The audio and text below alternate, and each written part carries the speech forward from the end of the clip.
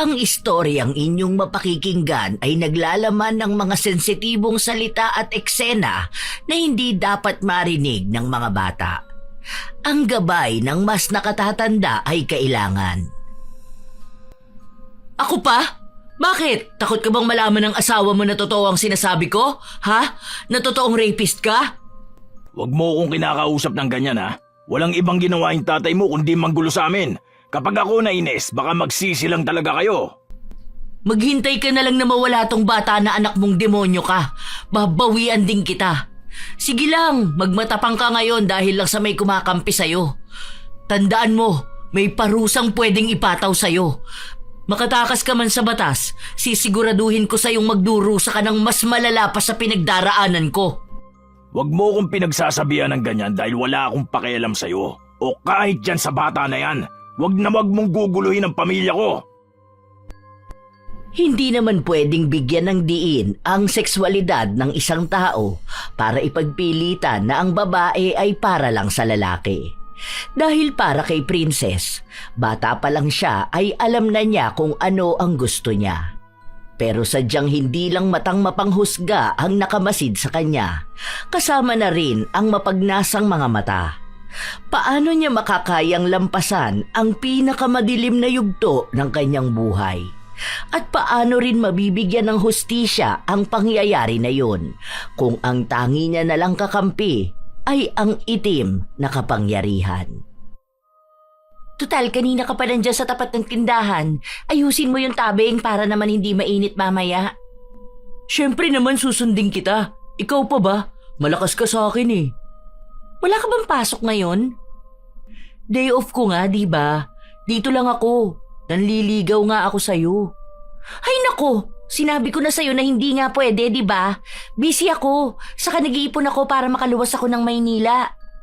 Pwede naman tayong LDR. Nako, sa sobrang babaero mo, hindi tayo magtatagal kapag LDR. Akala mo yata hindi tayo magkababata, no? Alam ko yung mga galawan mo. Iba naman yung dati. Nagbago na ako, no? Sige na, dun ka na. Baka mamaya maabutan ka na naman ni tita dito sa tapat ng tindahan. Alam mo naman na galit yun sa tomboy. Paano pa kung malaman niyang pinupormahan mo ko, di ba? Hindi alam ng tita mo na bet mo rin naman ng mga babae, no? Hindi nga niya alam na ex mo si Jessica. Hoy, hindi ko yun ex. MU lang kami noon. Huwag ka nga dyan maingay. Baka papasukin ako noon ng kumbento. Sige na, secret na lang natin yun. Hanapan mo na lang ako ng chicks para tigilan na kita. Oo na, ang gulo mo. Umalis ka na nga dyan. Ganon talaga silang dalawa magbiruan. Hayag naman sa lahat ang sexualidad ni Princess. Bata pa lang siya, alam na ng mga magulang niya na tomboy siya. Wala namang problema doon dahil tanggap naman siya. Kaya kahit na anong sabihin ng ibang tao sa kanya ay wala siyang pakialam. Mabait naman siya, masipag at marespeto. Kaibigan niya rin ang karamihan sa lugar nila. Payat siya, matangkad at maputi. Mahaba naman ang buhok niya pero madalas na nakatali lang sa likod. Wala naman daw siyang balak magpagupit. Isang araw, habang naglalakad siya papasok sa trabaho, nasa lubong niya ang isa nilang kapitbahay na pauwi pa lang. Oh, inumaga ka na naman yata sa inuman ah. Sabi kasi ni Mrs. huwag daw ako magpapagabi kaya yan, inumaga na lang ako. Loko ka talaga. Papasok ka na ba sa trabaho mo? Malamang, naka-uniform nga ako, di ba? Ang ganda mo naman, Princess. Tomboy ka ba talaga? Nakatikim ka na ba ng lalaki? Ewan ko sa'yo, lasing ka lang. Umuwi ka na nga lang sa inyo. Hindi na lang pinansin ni Princess ang kapitbahay nilang nangungulit sa kanya. Lasenggo si Pedro, kaya madalas itong napapaaway. Kapag nakikita niya si Princess, madalas niya ring kulitin at tuksuhin. Mabuti na lang at hindi siya ganon kadaling mapikon, kaya hindi niya pinapatulan. Normal at kalmado lang ang buhay ni Princess. Madalas lumabas kasama ang barkada. Minsan naman, kumikilala ng mga babae. Isang beses pa, lumabas silang dalawa ni Angelina. Hindi para mag-date, kundi para ipakilala siya sa ibang babaeng kaibigan nito. Ano, bet mo ba? Oo naman, ang bait nun, no? Ex nun lalaki. Bi ata siya or nasa denial stage pa. Sabi niya babae raw talaga ang bet niya eh. Nagkaroon na siya ng syota na babae pero nagalit ata tatay niya sa kanya tapos ayun, nagtry siya sa lalaki. Kaso lang di niya raw talaga gusto. Baka akala niya mahihilot pa. Ano yun? Lamig sa likod na madadaan sa hilot? Loko ka talaga. Alam mo naman 'di ba? Minsan kapag hindi mo alam kung ano bang gusto mo, tatry mo yung paraan paano mo aayawan yung ayaw ng iba. Parang ikaw, no? Alam mo na yung gender mo pero hindi mo masabi sa family mo kasi masyado kayong relihiyoso. Magkaroon ka ba naman ng kapatid na pare? Eh yun na nga, yung lola ko kapag nakakakita o nakakapanood ng tungkol sa dalawang babae, sinasabi niya agad na mapupunta sa impyerno. Eh di wala kang balak magladlad niyan. Hindi ko alam. Bahala na siguro. Bata pa naman ako eh. Baka magbago rin isip ko. Yung iba nga may anak na saka lang nila nalaman na same gender pala bet nila eh. Ewan ko, bahala na. Bakit ba sa akin naman na napunta? Basta yun nga, mabait naman yun si Trisha. Bale, medyo strict ang parents noon. Wala na ang papa niya kaya ayun, feeling niya malaya na ulit siyang magkaroon ng syota na babae. Ikaw na bahala doon na. Huwag mo naman lukuhin yun. Grabe ka naman sa akin. Para namang sinabi mo na babaero ako. Ay hindi ba? Lapitin lang ako ng mga babae dahil nga mabait ako at pogi. Sus! Alam ko yung ganyan no? Oo nga pala, nabalitaan mo yun nangyari kay Kla? Yung na-rape siya? Oo, buntis nga raw siya ngayon. Usapan nga namin nung nakaraan sa inuman. Dumayo raw pala siya noon, kasama yung syota niya. Eh parang parehas ata silang nilasing kaya ganun. Yun ang palaging sinasabi ko sa'yo. Lalo ka na. Kapag usapang alak, akala mo uhaw na uhaw ka palagi. Wala ka ibang ginawa kundi sumama sa mga inuman. Mga tropa ko naman kasama ko, no? Wala namang rapist sa mga yun. Hindi mo pa rin sure. Babae ka pa rin, hoy. Baka akala mo lalaki ka na dahil lang sa pusong lalaki ka. Hindi yan, naku. Yari talaga sila sa akin. Saka matatagal ko na rin kasama yung mga yun. Kahit na anong lasing namin, wala talagang nangyayari. Basta lagi mong tatandaan yung sinasabi ko ha.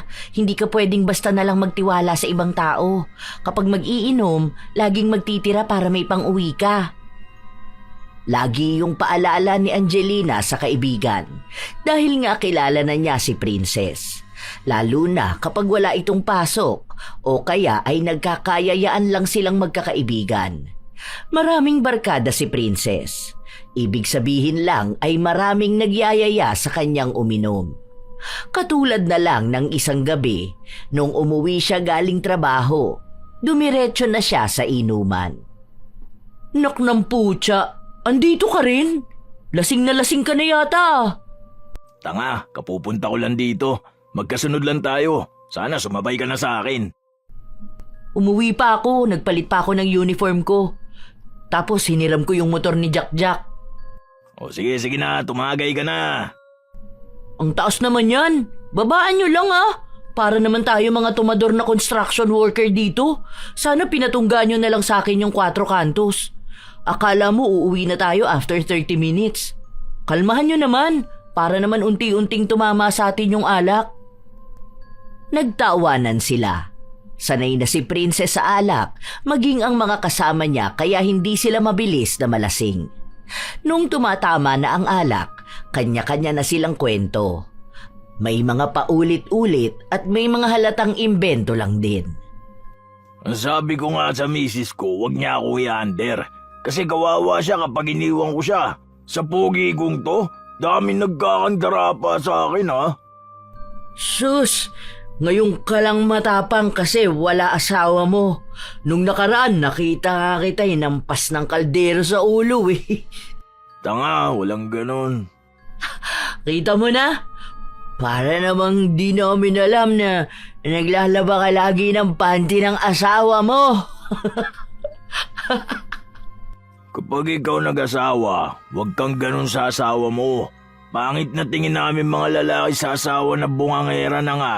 feeling nakakatakot pa. Bakit naman ako mag-aasawa ng lalaki? Bakit? Wala ka ba talagang balak mag-shorta ng lalaki, ha? Lalaki ang puta. Babae ang gusto ko. Sus, nasasabi mo lang yan dahil di ka pa nakakatikim ng lalaki. Kapag ikaw nakatikim na, baka napanapin mo na. May mga tomboy nga na nag-asawa ng lalaki at nagkaroon ng anak eh. Kasi nalaman nila, mas masarap pa rin silang sinisisid kesa sila ang kumakaukaw. Di ba mga pards? Lasing ka na nga. Puro kabastusan na lang lumalabas dyan sa bibig mo. Virgin ka pa ba, princess? Pinagtatatanong mo dyan. Uminom ka na nga lang. At kung lasing ka na, hindi mo na kaya, umuwi ka na lang. Siguro virgin ka pa, no? Swerte na makakauna sa'yo niyan. Sana magaling yun para maituwid ka naman yan ng landas, no? Ewan sa'yo. Ako na lang uuwi. Hatid na kita. Huwag na. May motor akong dala. Nagpumilit si Pedro. Pero noong tumayo siya ay bumagsak lang din siya sa sobrang kalasingan. Kaya kahit na gusto niyang sundan si Princess, hindi niya nagawa. Hilong-hilo na rin naman si Princess noong mga sandali na yon, pero nagawa niyang makauwi. Galit na galit naman ang nanay niya nung nalaman na nagmotor siya kahit lasing siya. Kinabukasan ay hindi siya nakapasok dahil sa sobrang sakit ng ulo niya. Mag-isa lang siya sa bahay noong nagising siya. May iniwan naman na pagkain pero hindi niya yon ginalaw dahil gusto niya ng may sabaw. Kaya agad din siyang nagpunta sa tindahan ni na Angelina. Kita mo na, magagalit talaga yung nanay mo kung ganyan ka. Lasing na lasing ka, oh. Ngayon nga yung epekto sa akin. Grabe, sakit ng ulo ko. Sundutan mo. Sino susundutin ko? Aray! Aray ko naman, bakit mo ako binatukan? Ang sakit na nga ng ulo ko eh. Aray! Paano? Kung ano-ano na naman ang pinagsasasabi mo. Oh, eto noodles, para kang tanga dyan. Bawasan mo naman sana ang pagsusunog ng atay, no? Nagkayayaan lang naman. Naku, sinasabi ko sa'yo kapag ikaw talaga na-rape sa inuman. Matatagal ko ng mga tropa yun, no? Saka yung iba mga kapitbahay lang naman natin. Walang rape na magaganap, OA mo. Pinagsasabihan lang kita kasi babae ka. Macho ko. Babae ka pa rin. Pwede pa rin silang malibugan sa'yo lalo na kung may tama kayo ng alak. Kaya umayos ka. Kahit feeling mo lalaki ka, ikaw pa rin yung mabubuntis. Lalaki pa rin sila kahit sabihin mo na barkada mo sila. Hindi mo alam iniisip nila. Sabihin na natin na hindi naman lahat ng lalaki manyakis pero meron at meron pa rin yan. Kaya mag-ingat ka. Kasi hindi ka sasantuhin kapag libog na sila. Oo na, dami mong sinasabi. Sakit na nga ng ulo ko. Sinermo na nga ako ng nanay ko kagabi. Isa pa yan. Wala kang ibang ginawa kundi mag-drive ng motor kahit nalasing ka. Hindi ka na nadala. Na-aksidente ka na nga noon, di ba? Oo na, sige na. Hindi pinakinggan ni Princess ang mga sinasabi sa kanya ng kaibigan niya. Ilang araw pa ang lumipas, balik na naman sa dati niyang gawa si Princess.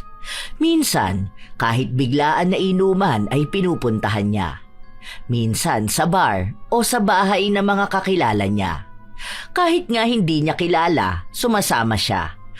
Basta minsan na niyang nakainuman at malapit lang naman ang pupuntahan.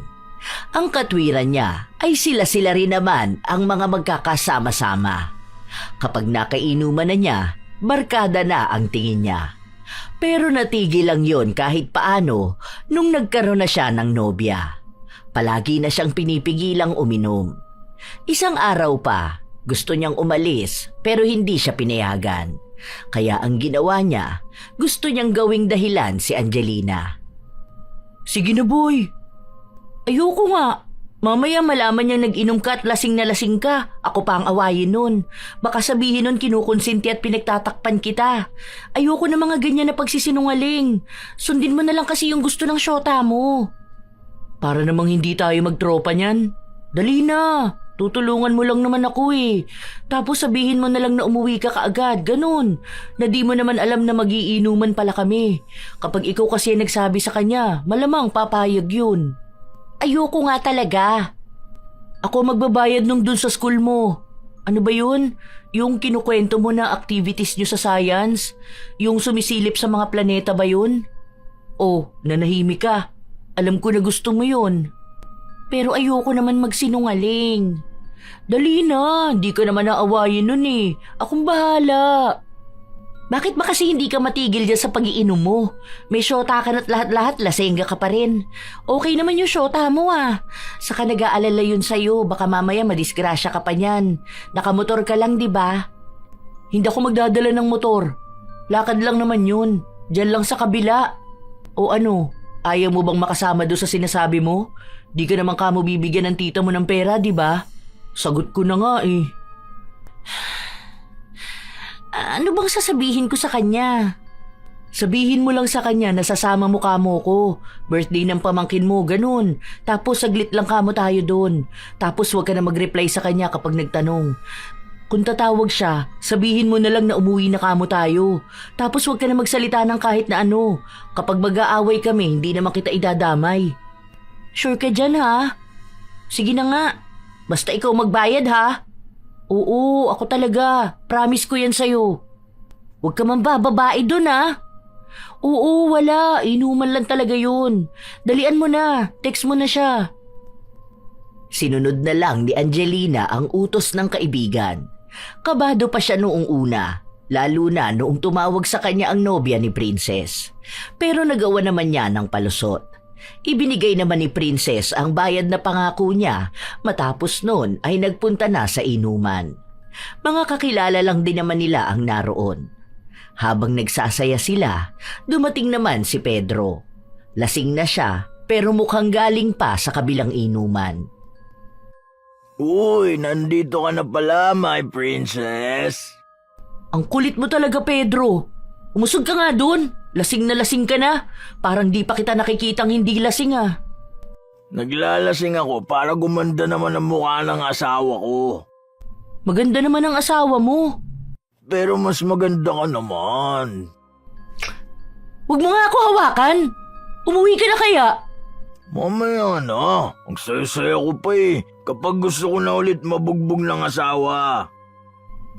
Nagpagewang-gewang si Pedro habang palipat-lipat siya ng lamesang pinupuntahan. Kung kani-kanino siya nakikipag-usap at biruan. Lumalim ang gabi. Pinatay ni Princess ang cellphone dahil panay ang tawag ng kanyang nobya. Wala siyang pasok kinabukasan kaya talagang todo na ang pag-iinom niya.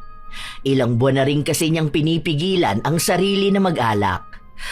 Masaya lang silang lahat hanggang sa bigla na lang siyang nalasing. Pagtayo niya, nahihilo na siya.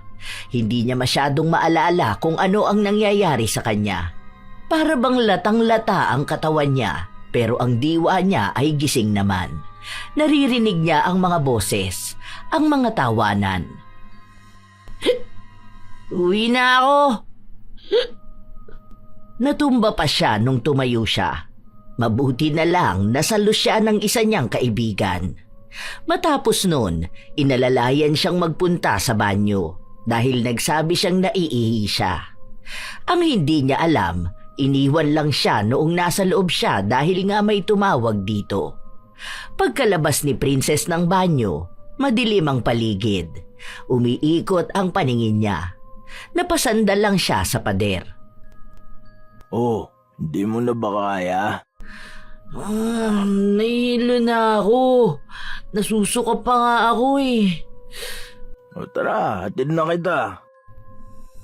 Noong una ay ayaw pa ni Princess sumama, pero wala na siyang nagawa nung akayin siya ni Pedro. Ang narinig niya lang ay pinaalam na siya nito na aalis sila. Pero ang ipinagtataka niya, bakit sila sumakay ng tricycle at para bang may kalayuan ang pupuntahan nila? Ipinasok si Princess sa isang kwarto na hindi siya pamilyar. Nahihilo pa rin siya pero hindi niya kaya ang sarili. Dito ang bahay namin. Uuwi na ako. Hindi ka muna pwedeng umuwi. Anong ginagawa mo? Bastos ka! Bitawan mo ako! Huwag ka na magulo. Para nga maging straight ka na. Feeling ko ito lang kailangan mo para maging babae ka na talaga eh. Nalalasol ng utak mo na tomboy ka. Pero kapag nakipag-sex ka na sa lalaki, dun mo malalaman na babae ka pala talaga. Tarantado ka! Bitawan mo ako! Ano ba? Manyakis!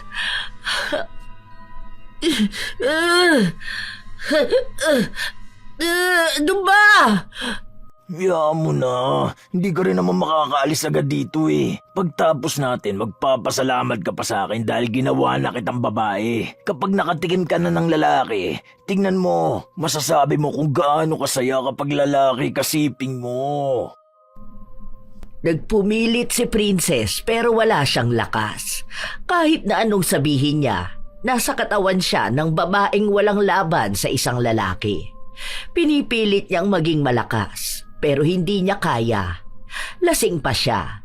Nanghihina kaya pinagsamantalahan siya ni Pedro. Galit na galit siya. Nandidiri siya sa sarili niya. Para bang nakikita niyang demonyo ang gumagalaw sa kanya. Pero wala naman siyang magawa. Kahit na pag-iyak, hindi niya kaya.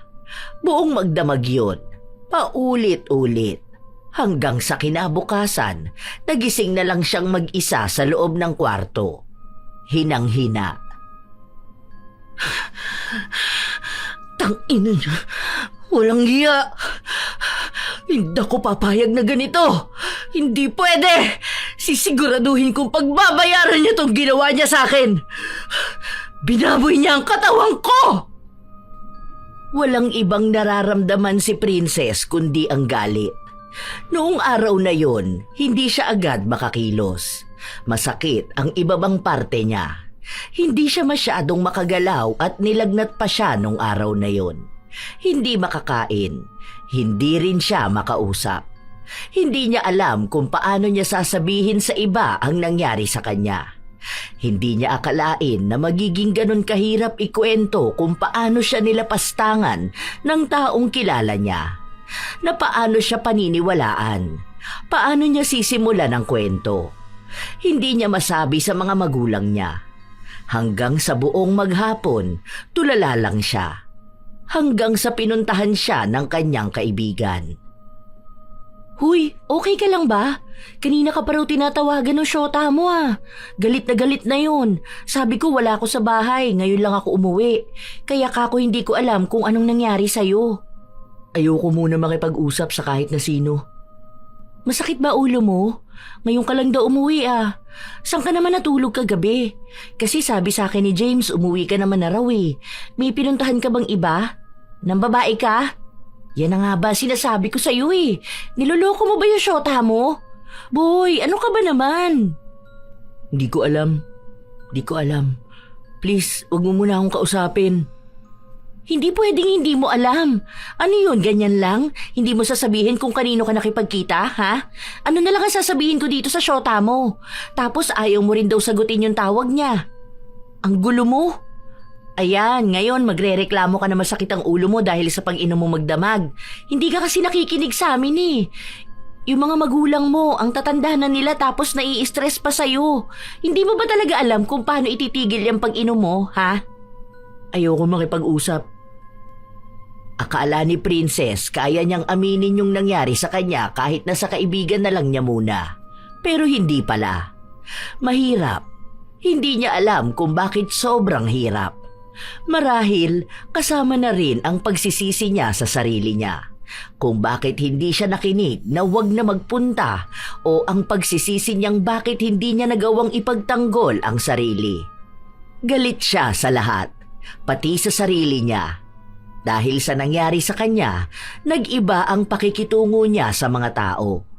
Naghiwalay sila ng kanyang kasintahan. Naging maiiniti ng ulo. Laging nakikipag-away. Iba na siya sa kung sino siya noon. Galit na galit siya sa lahat ng lalaki, kahit sa mga barkada niya. hanggang sa muli na namang nagtagpo ang landas nila ni Pedro. Nakangiti ito sa kanya na para bang nang aasar. Ang sarap mo pala, princess. Ano, gusto mo ba isa pa? Anong feeling? Sarap, no? Siguro naging babae ka na talaga. Ginalingan ko ba naman nun eh? Ilang beses ka nilabasan. Tangina ka! Tarantado ka! Huwag ka na magpapakita sa akin, hayop ka! Rapist! Kung hindi mo naman gusto yung ginawa ko sa'yo, bakit naman hanggang ngayon hindi mo pa rin ako pinapabarangay, ha? Andito pa rin ako, malaya pa rin, masaya pa rin ang buhay. Pero kung sakali na gusto mo ulit, okay lang sa akin. Ang sikip mo pa naman. Ay, ang sarap. Hayop ka! Napakababoy mo! Talagang sagad na yung kasamaan mo! Parang wala kang asawa! Parang hindi babae ang anak mo para ganituhin mo ako! Hindi naman tomboy ang anak ko, no? Saka ano namang kinalaman niya rito? Dinala lang kita sa tamang landas para naman hindi ka maligaw. Sayang kasi ang lahi mo kung para ka lang sa babae. Sinisigurado ko sa'yo na pagbabayaran mo ang ginawa mo sa akin! Naku, puro ka lang salita. Wala ka namang ginagawa. Sana nung unang araw pa lang alam na ng buong San Nicolas na ni-rape kita, di ba? Kaso hindi mo ginawa eh. Kasi naisip mo na tama ako. Na masarap nga talaga ang makipag-sex sa lalaki. Okay lang yan. Sanayan lang yan. Alam ko naman na gabi-gabi mo kung ini-imagine eh. Sa bagay, kung ipagkakalat mo sa iba na ni-rape kita, ikaw naman na mapapaya. Lalo na dun sa mga kakilala natin, di ba? Pagtatawanan ka lang nila. Isipin mo yun, tomboy na iskorang ko. Tawa ng tawa si Pedro habang naglalakad siya palayo. Galit na galit si Princess dahil wala siyang ibang magawa. Totoo naman na nahihiya siyang malaman ng iba dahil paano niya yun ipaliliwanag sa iba. Mabait si Pedro sa mga kapitbahay nila. Nakikita siyang matulungin kahit na lagi siyang lasing at inaaway ng asawa niya. Kaya paano magiging kapanipaniwala na ang isang tomboy ay ginahasaan ng ganun lang? Ilang araw pa ang lumipas, pumunta ng tindahan si Princess para bumili ng rekado sa niluluto ng kanyang ina. Parang ngayon lang ulit kita nakitang lumabas ah. Hindi ka nagpupunta rito sa tindahan. Okay ka lang ba talaga? Okay lang yan kung nag-break kayo ng syota mo. Hindi rin naman kayo nagkakaintindihan. Siguro focus ka na lang din muna sa sarili mo, no? Saka hahanapan na lang kita ng ibang babae. Bigay mo yung binibili ko. Bakit ba ang sungit mo, ha? Meron ka ba ngayon? Bumibili ako, di ba? Hindi ka naman ganyan noon eh. Dati nga kahit ilang babae pa makipag-break sa'yo, hindi ka naman nagagalit ng ganyan. Ayan na nga, ang sungit nito. Di pa kasi nakaka-move on sa ex. Hindi naman yon ang problema ni Princess. Kung malalaman lang ni Angelina, baka ito pa ang gumawa ng hakbang para tulungan siya. Dahil lagi siyang nasa bahay at nagmumukmuk, ang kaibigan naman niya ang laging nagpupunta sa kanya. Umuwi ka na, baka mamaya hanapin ka ng tita mo. Baka kung ano pang isipin nun. Magalit na naman sa akin. Baka kung ano-ano na naman nasabihin nun at paghinalaan na namang dinadala kita sa kasalanan. Kararating ko lang, paaalisin mo na agad ako. Grabe ka naman sa akin. Para namang ayaw mo ako makausap niya na. Basta umalis ka na lang. Ano nga kasing problema mo? Bukod sa di ka makausad dun sa dati mong syota. Sus, ikaw pa? Ang bilis mo lang makamove on. Sabi mo pa nga, ang dami mo namang babae, kaya bakit ka mahihirapan na mag-move on? Hindi mo rin ako maiintindihan. Umalis ka na nga kasi. Ayokong kinukulit ako.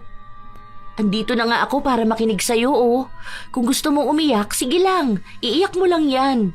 Pakikinggan naman kita. Hindi naman ako judgmental na tao.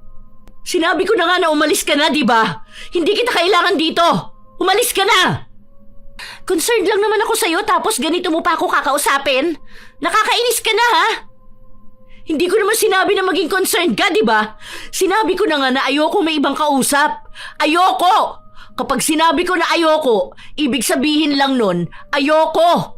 Kaya hindi kita kailangan. Hindi ko kailangan ng kaibigan. Umalis ka na rito at wag ka nang babalik kahit na kailan. Okay, fine. Wag na lang din tayo mag-uusap dalawa. Nakakainis ka. Iko-comfort na nga lang sana kita para di ka laging ganyan. Ang sama mo sa akin! Ikaw rin naman na may kasalanan kung bakit kayo nag-break. Paano? Ganyan ba naman yung ugali mo? Wala ka ibang ginawa kundi magalit. Ang sungit mo!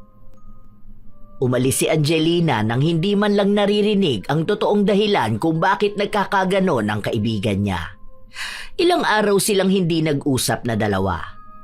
Nakokonsensya naman si Princess sa naging ugali niya dahil alam niyang mabait si Angelina at gusto lang talaga nitong pagaanin ang loob niya. Pero dahil nga sa sobrang galit niya na hindi naman din niya mailabas, nasisira ang relasyon nilang dalawa. Hanggang sa isang araw, si Angelina ulit ang lumapit sa kanya. Boy, sorry na. Ano ba kasi nangyayari sa'yo? Sabi ni nanay mo lagi ka raw galit. Kahit kanino raw, kahit na kinakausap ka lang nila. Ano, kung may problema ka, sabihin mo lang sa akin. Wala akong gana makipag-usap sa kahit na sino, kaya wag mo na lang din muna akong kakausapin. Bakit nga? Pwede naman nating pag-usapan. Sige lang, makikinig ako sa'yo. Mahal na mahal mo ba talaga yung dati mong syota? Kung gusto mo, pwede pa naman ata kayo. Wala pa naman yun bago.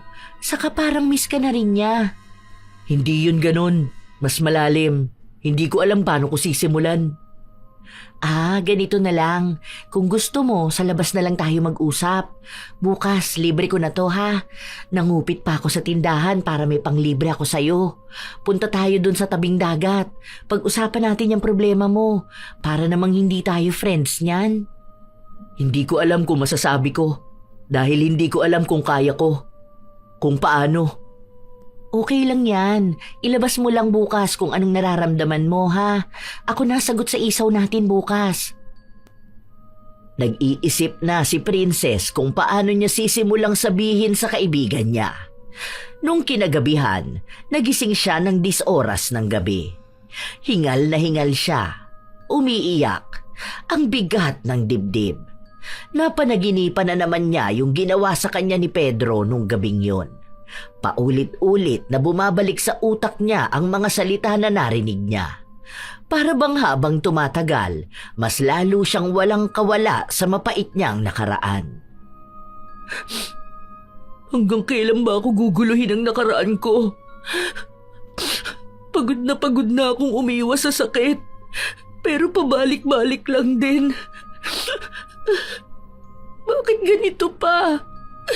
Bakit? Hindi ko na kaya to. Hindi siya nakatulog dahil iniisip niya na kapag natulog siya, bubulabugin na naman siya ni Pedro sa panaginip niya. Kapag pumipikit siya, ang nakikita niya ay ang mukha ng lalaking lumapastangan sa kanya. Hindi niya kaya. Hanggang sa kinabukasan, nag-text sa kanya si Angelina at sinabi na lumabas na siya. Nakakuha na raw siya ng magandang pwesto sa tabing dagat kung saan walang ibang tao. Mas makakapag-usap daw silang dalawa ng maayos. Nag-aalangan pa si Princess na lumabas, pero naglakas na siya ng loob. Nanginginig pa ang katawan niya noong nakita na naman niya si Pedro. Wala itong sinasabi sa kanya pero ramdam niya sa mga tingin nito na pinagnanasaan na naman siya. Ang dumi na ng tingin niya sa kanyang sarili. Habang naglalakad siya palapit kay Angelina, para siyang nakalutang sa alapaap. Ang gulo ng paligid. Maingay ang hampas ng alon. Umiikot ang mundo niya. Okay ka lang ba? Huy, Princess! Huy! Hala, okay ka lang ba? Teka nga. Bumagsak si Princess sa lupa. Pagod na ang katawan niya at ang kanyang utak. Ang alam niya lang, dinala siya ni Angelina sa malapit na center. Kahit paano ay nakapagpahinga siya. Pero hindi pa rin siya gaanong makagalaw, lalo na at medyo nahihilo pa siya. Ay, nakakaloka ka. Kulang ka ba sa dugo at bigla ka nalang nahimatay dyan? Kinabahan ako. Ang bigat mo kaya. Buti may dumaan na tumulong sa akin. Hindi ko alam kung ano nangyari. Ano ba kasi? May sakit ka ba? May taning na ba ang buhay mo? Ano? Bakit hindi mo man lang sinasabi sa akin? Akala ko ba BFF tayo? Tapos may pa-secret-secret ka na pala sa akin. Basta, biglaan na lang ako nahilo. Hindi naman masakit ang ulo ko eh. Pero umiko talaga paningin ko. Wala naman akong sakit. Hayaan mo, baka alam naman nila kung anong nangyari sa'yo. Nag-test yata sila sa dugo mo eh. Oh, ayan na pala. Tanungin na lang natin kaysa maghula-hula pa tayo, di ba? Akala ng dalawa ay simpleng bagay lang ang pagkahimatay ni Princess. Baka kulang lang siya sa tulog o kaya ay kailangang magbitamina para sa dugo. Pero higit doon ang narinig nila. Hindi nila inaasahan. Pareho silang nagulat. Po? Buntis? Paano naman po mabubuntis yan wala naman niyang boyfriend? Tomboy po yan oh. Tomboy po. Baka naman po nagkakamali lang kayo. Hindi naman po nakakabuntis ang babae sa babae, no? Saka allergic yan sa lalaki. Malabo na makipagsiping yan sa lalaki. Ulitin nyo nga po, baka mamaya UTI lang yan tapos sinasabi nyo na buntis siya. Magbigay naman po kayo yung makatotohanan naman po Hindi naman po siguro uso ngayon ng joke time, no? Pinakita sa kanila ang resulta. Malinaw na nagdadalang tao si Princess. Nakipag-argumento pa ang kaibigan niya at sinabing ulitin nila dahil imposible naman na mabubuntis ang kaibigan niya. Lalo na kung wala naman siyang nakitang naging nobyo nito. Pero kahit na anong gawin, iisa lang din ang resulta. Hindi nagsalita si Princess. Nanlalamig ang buo niyang katawan. Nakatitig lang siya sa papel na hawak niya. Papel na nagsasaad na may batang nabuo sa paglapastangan sa kanya. Lalong gumuho ang mundo niya. Habang nakikipagdiskusyonan ang kanyang kaibigan, lumabas siya ng center para umuwi. Agad din namang sumunod sa kanya si Angelina. Buntis ka raw no? Lakas ng trip ng mga yun. Akin na nga yan, tapon mo na yan. Inom ka na lang ng vitamins tapos matulog ka. Huwag ka na muna magiinom para di ka mahilo. Huy, huwag ka nga magmadali maglakad. Baka mamaya niyan bumagsak ka na naman. Huy! Huwag mo muna akong kausapin. Bakit ba? Ano, nag-aalala ka na buntis ka? Paano naman yun mangyayari, di ba? Imposible naman na nakakabuntis ang daliri. Huwag mo isipin yun. Nirape ako. Ha? Nirape ako ng hayop na yon. May nabuo sa ginawa niya sa akin. Anak ng demonyo tong batang to. Hindi to dapat nasa akin. Anak to ng demonyo. Teka lang. Naguguluhan ako. Ginahasa ka? Ha? Nino? Kailan? Ginahasa ako ni Pedro. Hayop siya. Si Pedro? As in yung asawa ni Jenny? Yung kapitbahay natin? Ha? Paano nangyari? I mean, kailan nangyari? Bakit ngayon mo lang sinabi? Nagsumbong ka na ba? Alam ba ng pamilya mo? Anong ginawa mo? Bakit ngayon mo lang sinabi sa akin? Kaya ba lagi kang tulala? Kaya ayaw mo kinakausap ka? Pinagsamantalahan ako ng hayop na yon. Kaya hindi ko matatanggap tong bata na nasa sinapupunan ko. Anak to ng isang demonyo. Papatayin ko tong bata na to. Hindi ako buntis. Hindi ako pwedeng mabuntis ng demonyo. Hayop siya. Binaboy niya ako. Hindi to pwede. Hindi pa gumagana ng maayos ang utak ko. Teka lang Huwag mo nga saktan ang sarili mo. Alam na ba ng pamilya mo? Paano ko sasabihin sa kanila? Ha? Paano ko ipapaliwanag na nirape ako? Tomboy ako, Angelina. Sinong maniniwala sa akin? Pagtatawanan lang nila akong lahat. Tapos ngayon buntis ako. Paano na? Hindi pwede. Kailangan mawala tong bata na to. Mas maganda kung sasabihin mo na muna to sa mga magulang mo. Kailangan malaman nila nangyari sa'yo. Ang tagal mong nilihim. Sana sinabi mo una pa lang. Hindi ko alam kung paano ko sasabihin. Hindi ako matapang para ipahiya ang sarili ko. Di ko kaya. Di ko alam kung kakayanin ko sasabihin ng iba tungkol sa akin. Basta, ewan. Bakit mo ba iniisip yung sasabihin ng ibang tao tungkol sa'yo, ha? Hindi ka dapat matakot dahil ikaw ang biktima. Kailangan mo ipaglaban ang sarili mo. Kailangan mo maging malakas para sa sarili mo. Di ko alam. Di ko alam. Ang gulo ng utak ko. Para na ako mababaliw. Sakit ng ulo ko. Di na ako makapag-isip ng maayos. Sasamahan kita magsabi sa kanila. Sasamahan kita sa laban mo na to. Magsumbong tayo sa mga pulis, sa mga ahensya na tumutulong sa mga naaabusong kababaihan. Kahit pa may gastos na pera dyan, tutulungan kita. Paano kung hindi sila maniwala sa akin? Paano kung sabihin nila na gumagawa lang ako ng gulo? Paano ko? Paano kung pagtawanan nila akong lahat? Paano kung gawin nila akong biro? Paano ko haharap sa mga tao? Paano? Ha? Ilalaban natin to. Kailangan mabigyan ka ng katarungan. Alam kong hindi ito madali pero kailangan mo. Dapat ilaban mo ang sarili mo. Ang karapatan mo. Kung mananahimik ka, parang tinanggap mo na lang kung ano yung ginawa sa'yo. Alam ko na nag-aalangan ka. Pero sa dami ng babaeng naabuso, may mga nananahimik pero walang ibang makikipaglaban sa'yo kundi sarili mo. Kakampi mo kami. Naniniwala ako sa'yo. Wala pa sanang balak na umamin si Princess pero hindi na niya napigilan ang sarili niyang ilabas ang bigat na dinadala ng kanyang dibdib. Noong una, ayaw niyang sabihin sa mga magulang niya pero napilit siya ni Angelina. Galit na galit ang tatay niya noong nalaman ang pananamantalang ginawa ni Pedro. Sinugod niya ng taga ang lalaki pero matapang din si Pedro at pinagpipilitan niyang hindi niya ginahasa si Princess. Hindi niya raw alam kung anong klaseng pagbibintang yon. Hanggang sa kumalat na sa buong bayan nila ang nangyari. Mas lumala ang sitwasyon dahil nahahati ang opinyon nila. Kung totoo man daw na naghahasa si Princess, bakit hindi niya agad sinabi? Bakit pinatagal niya pa?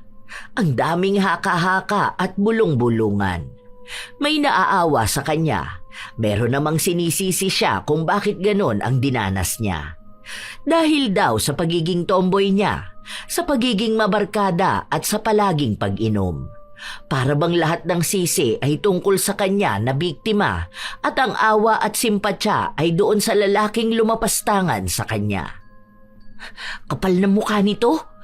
Tingnan mo, makita ko to dyan sa labas. Sasabunutan ko, pilikbatan nila. Ang lakas ng loob magsabi na malanding tomboy ka.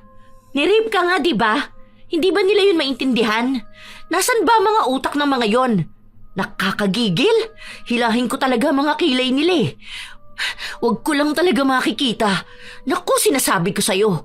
Kahit na ako nakikipag-away, makikipagbasag ulo talaga ako dyan sa labas. Ay, na-stress ang bangs ko. Huwag mo na patulan. Wala rin naman tayo magagawa dyan. Kung makikipag-away ka ba sa kanila isa-isa, makukulong ba yung gumawa sa akin ito? Hindi naman, di ba? Kasi wala namang kakamping batas. Mahirap makipaglaban sa panahon na to na walang ibang pinakikinggan kundi yung taong nang abuso dahil sa mas kilala siya. Ha? Ganun na lang yun? Hindi pwedeng husgahan kanila dahil hindi ka naman nila kilala, di ba? Bakit ba ganun sila? Mas inuuna pa nilang pakinggan yung sa mali kesa makisimpatya doon sa biktima. Lalo lang lalalayan. Ayoko na rito. Hindi na nga ako makalabas. Parang lahat ng tao pinagtatawanan ako. Ito yung dahilan kung bakit hindi ako makapagsumbong. Kung bakit nilihim ko. Dahil alam kong imbis na kampihan ako, ginagawa nila akong katatawanan. Ako yung sinisisi nila. Tapos nagsasabi sila na tomboy na malandi. Na ginusto ko naman yun. Na baka ito na yung panahon para magbago na ako. Na maging babae na ako dahil nakatikim na ako ng lalaki. Hindi yun masayang pakinggan.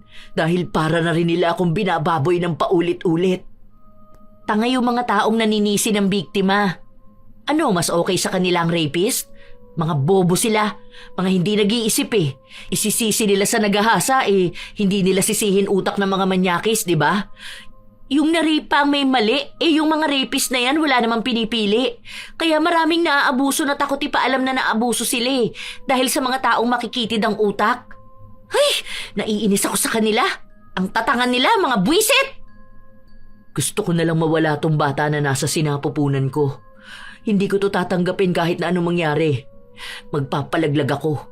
Ayoko sa batang to. Demonyo ang tatay niya. Hindi na siya dapat isilang sa mundong to. Hindi makapagbigay ng payo si Angelina dahil paano niya sasabihing biyaya ang bata kung galing naman yon sa pananamantala. Paano niya rin sasabihin na walang kasalanan ng bata? Naiintindihan niya ang galit ng kaibigan kaya hindi niya masabi kung ano ang tama at mali. Dahil kung mabubuhay ang bata, baka magdusa lang ito at maging kabayaran ng galit na dapat para sa ama nito. Ilang buwan pa ang lumipas, lumalaki na ang tiyan ni Princess, kaya madalas siyang nagsusuot ng malalaking damit. Umuusad din ang imbestigasyon pero masyadong mabagal. Mas may kapit kasi si Pedro, kaya madali niya lang ding matatakasan kung sakali na may maikakaso sa kanya. Galit ang mga magulang ni Princess, pero dahil sa kahirapan ng buhay ay wala silang magawa. Sa mga sandali na ganon, nagiging tampulan ng usap-usapan si Princess at sinasabi na namemera lang siya. Isang beses pa, habang naglalakad si Princess, hinarang siya ni Pedro.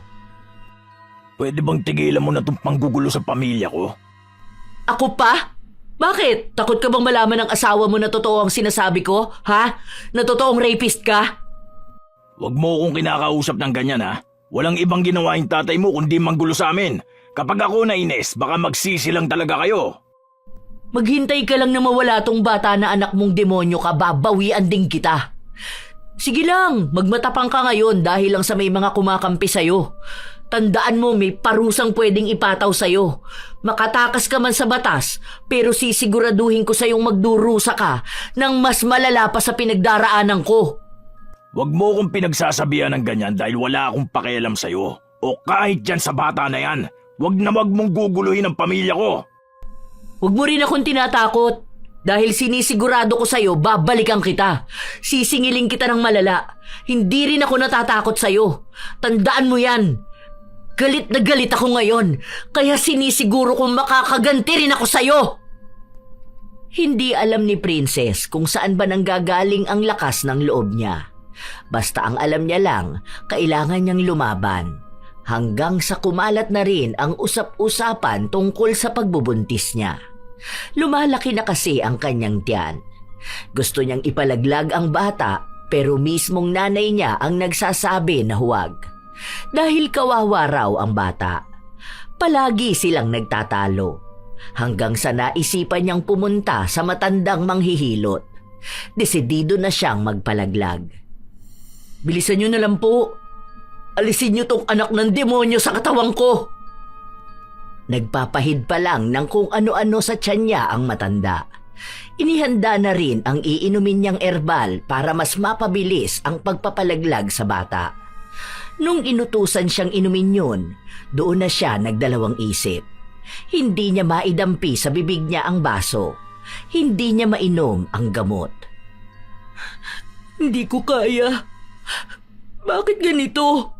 Bakit hindi ko kaya? Parang pakiramdam ko mamamatay tao na rin ako. Hindi ko kaya. Parang makasalanan akong tao kung gagawin ko to. Ayoko maging kasing sama ng taong gumawa nito sa akin. Hindi ko alam. Naguguluhan ako. Nanginginig ang kamay ni Princess habang hawak niya ang baso. Hinihintay lang siya ng matanda na inumin yun para masimulan na ang paghilot sa kanyang tiyan. Sadyang hindi talaga kaya ni Princess. Umiyak na lang siya. Halong galit at pagdadalawang isip. Gusto niyang alisin ang bata sa sinapupunan niya pero hindi kaya ng konsensya niya. Pero iniisip niya, paano niya magagawang mag-alaga ng anak ng demonyo? Paano kung mabuhay ang bata? Hindi niya matatanggap na tawagin siyang ina ng batang galing sa pang-aabuso. Matagal siyang umiyak. Hindi siya makapagdesisyon hanggang sa tinanong siya ng matanda kung ano ba ang nangyari at gusto niyang ipalaglag ang anak niya. Ginahasa ako. Bunga ng kalapastanganan tong bata na to. Hindi ko kayang tanggapin. Pero hindi ko rin kayang pumatay. Galit na galit ako. Wala man lang akong hustisya na nakuha. Ako pa yung mali. Ako na yung biktima. Pero ako pa yung nagdurusa habang yung hayop na yun malaya lang. Naawa sa kanya ang matanda at tinanong siya kung gusto nga ba niyang gumanti. Kung nais niyang siya mismo ang magbigay ng nararapat na kaparusahan sa taong gumawa sa kanya noon. Noong una, hindi pa kumbinsido si Princess dahil paano niya yun gagawin kung wala naman siyang pera. Hanggang sa sinabi ng matanda na kaya niyang magritual. Kaya niyang parusahan ng higit pa sa naiisip ni Princess ang lalaking gumahasa sa kanya. Pumayag si Princess kaya ibinigay niya lahat ng detalye. Pero hindi yun ganong kadali kung hindi makikita ng matanda si Pedro. Kaya isinama na lang niya ang manghihilot papunta sa bahay nila. Naghintay sila hanggang sa lumabas ang lalaki. Nung nakita na ito ng matanda, nangako siya kay Princess na siya na lang ang bahalang maghiganti para sa kanya. Maniwala lang daw siya at maghintay. Ilang araw pa ang lumipas, wala pa ring nangyayari kay Pedro, pero nanatili pa rin siyang naniniwala sa sinabi ng matanda. Isang araw, pinuntahan siya ng kaibigan niya sa bahay. May binili ako para sa'yo. Ito oh. Sabi sa akin kailangan daw to ng mga buntis eh. Hindi ko alam paano to. Tanong mo na lang kay nanay mo. Bakit bumili ka pa niyan? Gusto ko na nga ipalaglag tong batang to, di ba? Ang lakas din ang trip mo, no? Ano namang gagawin ko dyan? Itatapong ko rin naman yan. Ibalik mo na lang yan para mabawi mo rin yung pera mo. Huwag ka nga gastos ng gastos. Wala lang, baka sakali lang nakailanganin mo. May prutas pala akong binili oh. Ito oh, tapos ewan ko kung ano to pero maganda raw tong kainin ng buntis para maging healthy yung baby. Gumastos ka pa. Kumupit ka na naman sa tindahan nyo. Baka mamaya sa akin yan singilin ng tita mo ah. Bibili ka pa ng para sa batang to. Di ko naman gusto maging healthy to. Gusto ko na ngang ianak para mawala na eh. Hoy, hindi ko yung kinupit no. Ano yan? Inipon ko talaga yan. Para nga yan sa'yo eh. Ay, oo nga pala. Kaya nga pala ako nagpunta rito kasi ano, alam mo ba yung nangyari doon kay Pedro? Patay na ba? Hindi, patay agad. Yun lang naman ang magandang balita na gusto kong marinig. Pero mas malala naman. Malala? Grabe ah. Alam mo ba na may lumalabas na kung ano-ano sa ilong niya tapos nabulag ata isa niyang mata kasi may lumabas doon na malaking alupihan. As in talaga ha? Totoo ba? Oo. Tapos sumusuka pa kamo siya ng mga kung ano-ano. May mga insekto. May salagubang pa nga. Baka imbento mo lang yan. Saan mo naman yan narinig?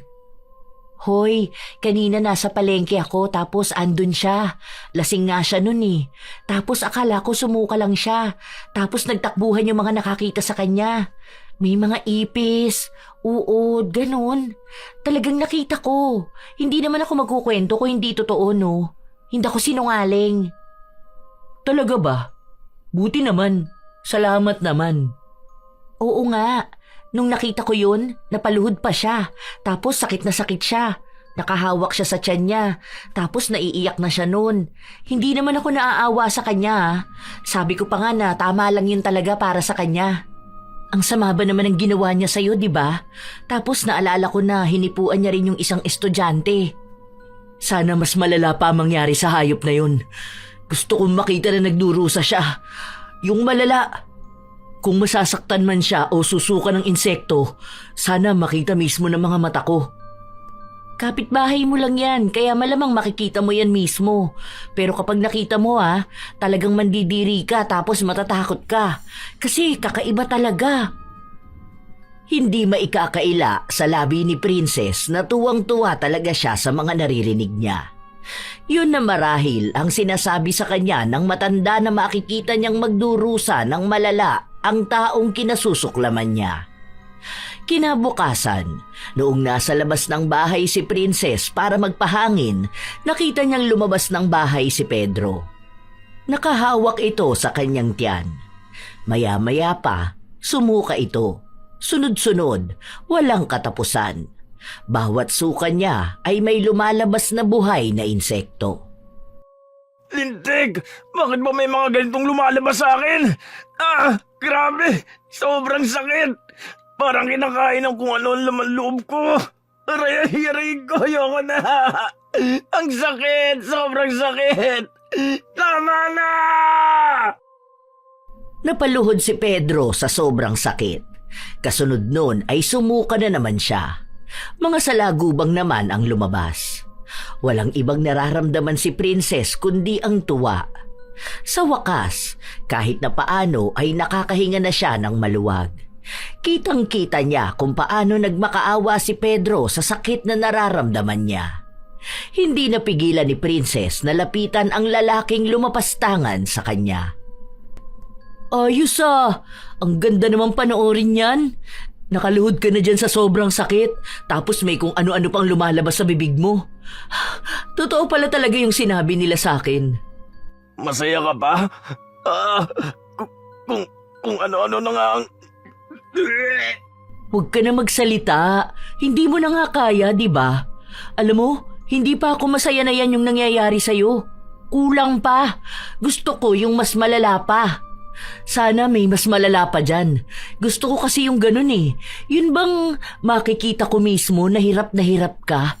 Yung parang nagmamakaawa ka na mamatay ka na lang, kaso hindi ka agad mamamatay. Yung ganun ba? Wala kang puso. Aray ko, ano to? Bakit may gumagapag sa loob ng hita ko? Kinakalgalan lamang ko. Aray ko! Ayan, may lumalabas na sa lagubang. Ang saya pala makapanood ng ganito. Mas masaya to lalo na kapag ikaw ang nakakaranas. Lahat ng galit ko parang nailalabas dahil sa pagsigaw mo sa sobrang sakit. Masaya si Princess sa kung paano niya naririnig ang hiyaw ni Pedro. Sakit na sakit ito dahil hindi lang siya sumusuka ng mga insekto dahil kusa na rin itong lumalabas sa kanyang katawan. Inuukit ang laman niya at binubutas ang balat niya. Wala siyang ibang ginawa kundi ang masaktan. Ilang linggo rin yung naranasan ni Pedro hanggang sa pumapayat na siya at lagi rin silang nagtatalo ng kanyang asawa. Hanggang sa isang araw, nabalitaan na lang ni Princess na lumapit sa albularyo si Pedro. Ang naghatid ng balita sa kanya ay ang kanyang kaibigan. Pero ewan ko ba kung bakit ayaw siyang gamutin ng mga albularyong nilalapitan niya. Parang nakikipag-ugnayan nga raw sila dun sa mambabarang. Tapos ayun, hindi na nila tinutuloy lumaban. Baka malakas, no? Buti naman hindi na siya ginagamot. Okay nga yun, di ba? Para at least magdusa siya. Gusto ko nga yun, lagi ko siyang naririnig na umiiyak eh. Minsan nakakabulabog lang talaga dahil kahit na madaling araw maririnig siya na sumisigaw at umiiyak. Yun na nga, ang dami nang nagrereklamo sa barangay. Medyo malayo na nga kami pero naririnig pa namin yung iyak niya, di ba? Nakakakilabot naman yun. Basta ako, masaya ako sa naririnig ko. Ganun yung parusa na gusto ko para sa kanya. Yung iyak niya, ganun mismo yung hinagpis ko nung ginahasa niya ako. Mas lalo pa sa kalooban ko nung nalaman kong buntis ako. Malapit ka na ba mga anak? Bakit hindi ka nagpupunta sa center? Di ko alam. Di ko naman aalagaan tong bata na to. Pamimigay ko to. Naghahanap na ako ng pwedeng umampon sa kanya eh. Gusto ko pag nanganak ako kukunin na agad. Ayoko na magtagal dito sa bahay. Baka lagi lang ding mainit ang ulo ko. Huy, kawawa naman yung bata. Baka mamaya hindi naman yan maaalagaan kung saan mo siya dadalhin, di ba? Baka doon pa siya mapahamak lalo. Kawawa naman. Wala naman akong pakialam. Kung pwede ko nga lang to ibigay sa tatay niya eh. Kaso mas lalo naman siyang kawawa doon. Mamaya siya pa mag-alaga sa walang yan lalaki na yun kapag laki niya. Saka hindi ko naman alam kung hanggang kailan ba mabubuhay yung lalaki na yun. Pero kahit na, bakit? Pwede ka naman niya maging nanay at tatay ah. Hindi naman kailangan na may tatay ang bata. Saka nakadepende naman magiging ugali niyan kung paano mo siya palalakihin. Hindi mo rin naman obligasyon na ipakilala sa kanya kung sinong tatay niya.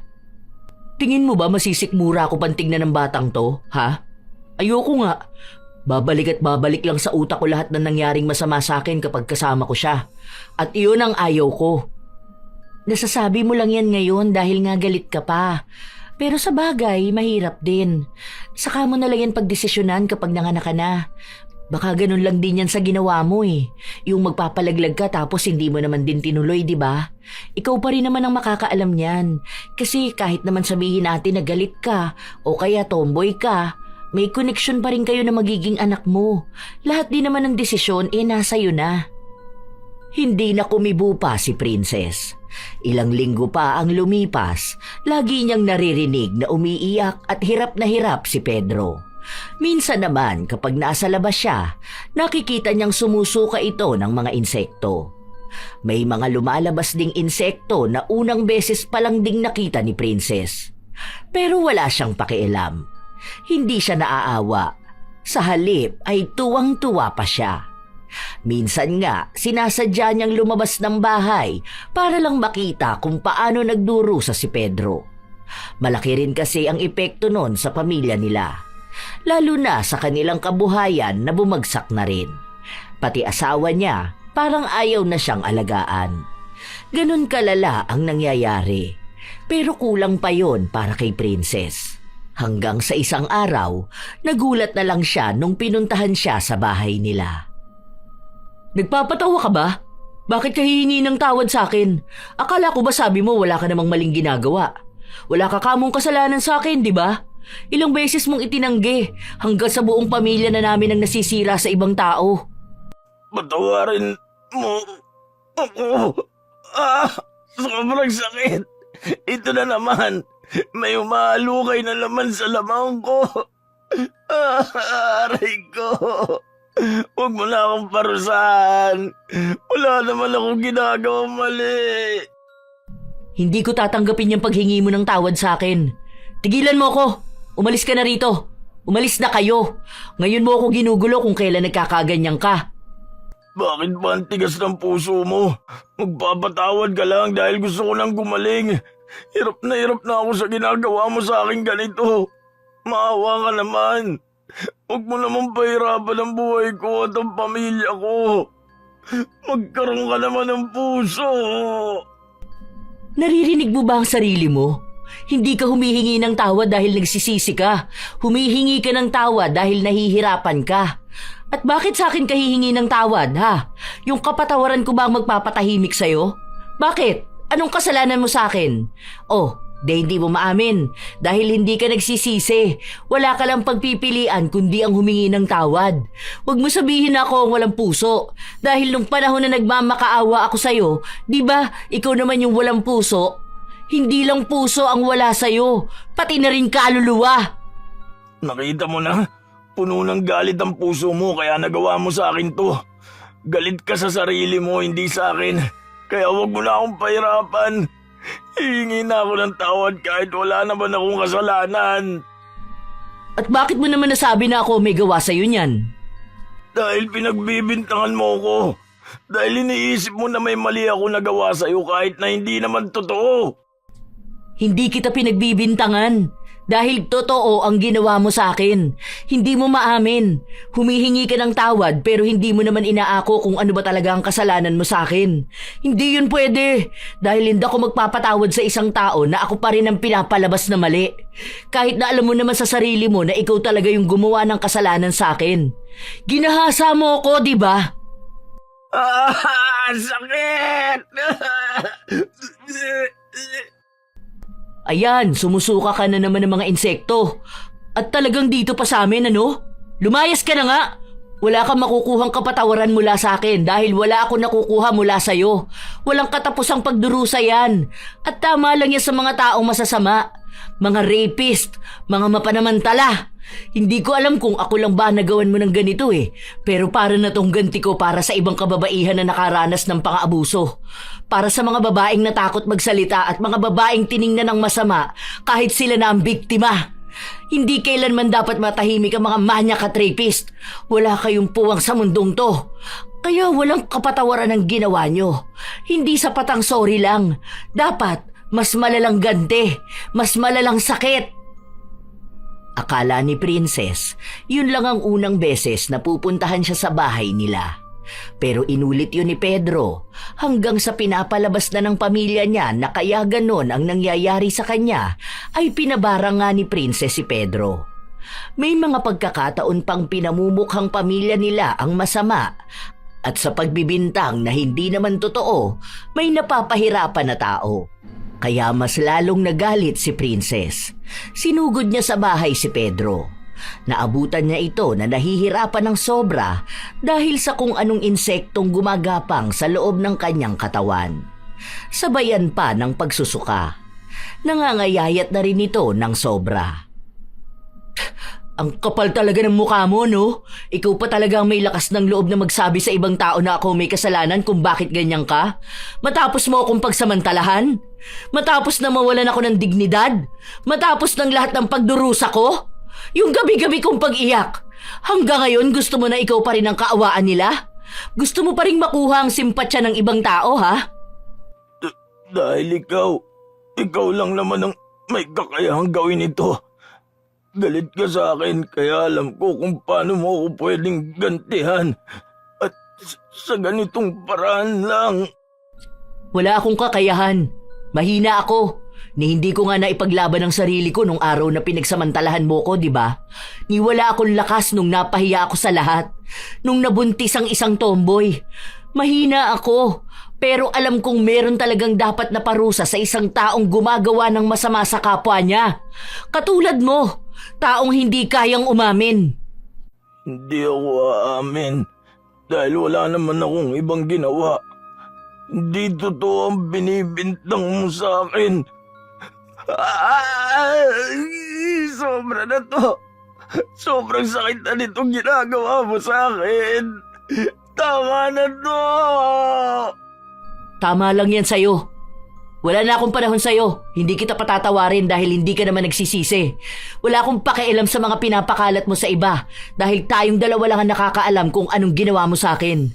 Kaya kahit magbukha ka pang kaawa-awa sa iba, alam mo sa sarili mo kung sino ang mas nakakaawa. Tama lang yan sa'yo. Panghabang buhay yan. Walang katapusan. Hindi ka nagagaling. Wala akong ginagawang masama. Tinulungan lang kitang ituwid ang sarili mo. Hindi mo ako kailangang ituwid. Lalo pa at alam ko kung ano ako. Babae man o may kasarian na hindi nyo tanggap, wala kayong karapatan na pakialaman. At mas lalong wala kang karapatan na pagsamantalahan. Masama ang ginawa mo. Ibig lang sabihin nun, masama rin ang babalik sa'yo. Huling beses na kitang lalapitan dahil ang mahalaga sa akin, malala na ang pinagdaraanan mo ngayon. Malala ang pagdurusa mo. Yun ang huling beses na pumatol si Princess sa mga paninira sa kanya. Dahil bilang isang babae na biktima ng karahasan, hindi na niya kailangang palaging patunayan at linisin ang kanyang pangalan. Dahil sadyang may mga tao na pakikinggan lang kung ano ang sa tingin nilang abot ng kanilang kaisipan. Lumala ang nangyari kay Pedro. Pero kahit na ganun, buhay na buhay pa rin siya. Talagang mas lalong pinapadama sa kanya ang sobrang lala na paghihirap. Dahil kahit na ganun ang nangyayari sa kanya, hindi niya inaamin ang kanyang ginawa.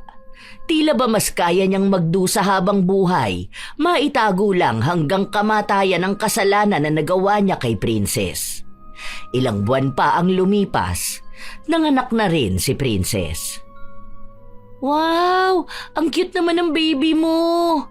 Ikaw si Princess, tapos ang name niya, Queen? Wala akong pakialam kung anong pangalan ng batang yan. Bukas pupunta na rito yung aampon sa kanya. Sila na magbigay ng pangalan sa kanya. Hala, kawawa naman. Sure ka na ba talaga na gusto mo siyang ipaampon? Ha? Huwag na lang. Alagaan mo na lang siya, tapos ako na lang din magbabantay sa kanya. Ayoko makita yung bata na yan. Kawawa naman siya. Pag-isipan mo muna kung ibibigay mo siya. Kasi kawawa talaga eh. Mas kawawa yan kapag ako nag-alaga sa kanya. Baka sa kanya ko lang ibaling lahat ng galit ko. Baka hindi ko yan matutunan mahalin. Dahil galit pa rin ako sa pinagmulan niya. Ngayon pa nga lang ayoko na siyang makita eh. Paano ko pa siya palalakihin? Ano naman sabi ni nanay mo? Kahit naman anong sabihin nila, wala naman silang magagawa. Ako pa rin na magdedesisyon kung anong gagawin ko sa bata na yan. Hindi ko yung gusto makita, kaya mas mabuti pang mawala siya.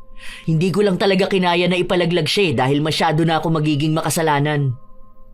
Hindi mawari kung ano ba talaga ang nararamdaman ni Princess. Hindi niya nais na makasama ang bata pero tila ba nahihirapan din ang kanyang kalooban na alagaan ito. Ano na palang gagawin mo? I mean, kapag wala na tong anak mo. Di itutuloy ko na yung pagpunta ko ng ibang bansa. Doon ako mamumuhay. Babaguhin ko kung ano ko ngayon para malayo na rin ako doon sa hayop na Pedro na yun. Ganun ba? Sa bagay, hindi rin naman kita masisisi. Ang hirap talaga ng pinagdadaanan mo. Buti nga naparusahan na yun eh. Ang daming naaawa sa kanya kasi nga grabe naman daw yung parusa sa kanya. Pero ako, nakikipag-away talaga ako ah. Sinasabi ko sa kanila na sa naging biktima niya hindi sila naaawa.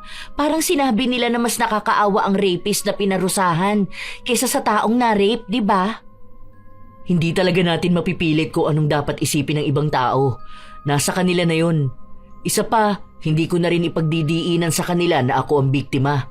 Nasa kanila na lang yun kung anong paniniwalaan nila. Tama ka naman, pero pag-isipan mo maigi yung dito sa anak mo ha. Kasi kawawa talaga. Tingnan mo oh, ang cute. Ilang beses sinasabi ni Angelina na wag nang ipamigay ang bata. Pero talagang ipinagpipilitan din ni Princess na mas gusto niyang wala ang bata na yon para hindi na rin siya palaging maguguluhan. Lalo na at minsan, bigla na lang siyang nagagalit. Paano pa kung masusubaybayan niya ang isang paalala ng mabigat niyang karanasan? Kinabukasan, dumating na ang mag-asawa na kukuha sa bata at aampon. Nung mga panahon na yon, maluwag pa sa pag-aampon ng bata. Dahil sa bahay lang din naman siya nanganak, wala pang kahit na anong papel ang bata na sa kanya nakapangalan bilang siya ang magulang. Sige na, umalis na kayo. Wag niyong ibabalik dito yung bata na yan ha. Wala na akong pakialam sa kanya. Kahit na anong mangyari, wag niyong ipapaalam na ako ang pinanggalingan yan dahil hindi ko yan matatanggap. Hindi maamin ni Princess na sobrang bigat ng kanyang dibdib habang sinasabi niya ang mga salita na yon. Noong mga sandaling palayo na ang mag-asawa bitbit ang kanyang anak, tila ba nagbago ang kanyang isip. Binawi niya ang bata at sinabi na hindi na niya ito ipamimigay dahil hindi niya kaya. Naiinis na siya sa kanyang sarili. Ayaw niya sa bata pero hindi niya rin naman nais na makuha ng iba. Iniisip niya ang mga sinabi sa kanya ni Angelina na paano kung mapahamak ang anak niya sa kamay ng ibang tao. Na paano kung danasin din ang pinagdaanan niya noon. Noong araw din na yun, dumating ang kanyang kaibigan. Tulog ang sanggol habang nakatitig lang doon si Princess. Oh, akala ko ba kinuha na yung anak mo? Anong ginagawa niya dito? Umatras ba yung mga mag-aampon? Ako ang umatras. O bakit? Akala ko ba sabi mo desidido ka na? Bakit ngayon bigla ka namang umatras? Di ko alam. Ang gulo ng utak ko. Ayoko na makita yung bata na yan eh. Kasi kapag nakatingin ako sa kanya, naaalala ko kung anong ginawa sa akin ng hayop na Pedro na yon. Pero kapag nakatingin din ako sa bata na yan, naaawa ako. Di ko alam.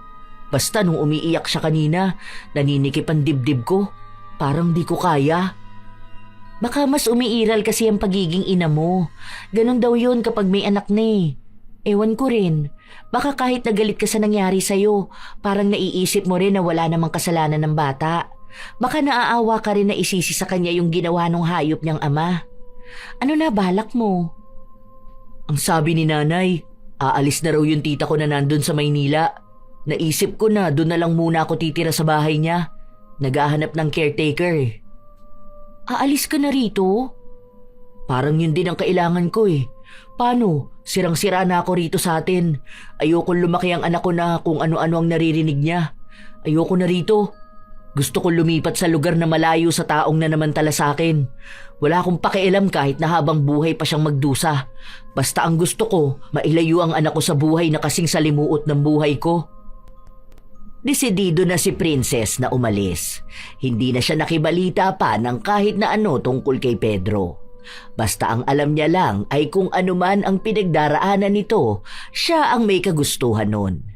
Ni hindi siya humingi ng tawad at hindi niya inaamin kung anumang ginawa niya.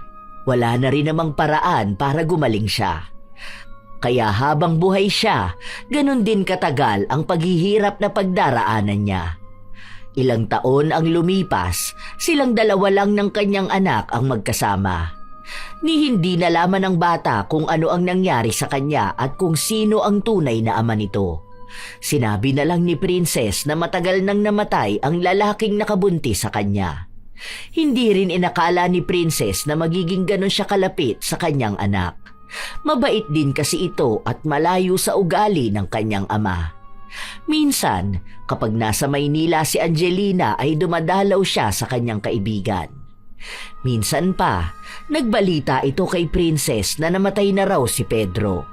Pero bago pa raw mangyari yun ay malala ang naging pagdurusa. Iniwan daw ng asawa at naging palaboy-laboy, pero hindi pa rin daw nawala ang mga insekto sa katawan nito. Minsan nga ay lumalabas sa mga sugat ni Pedro ang mga uod.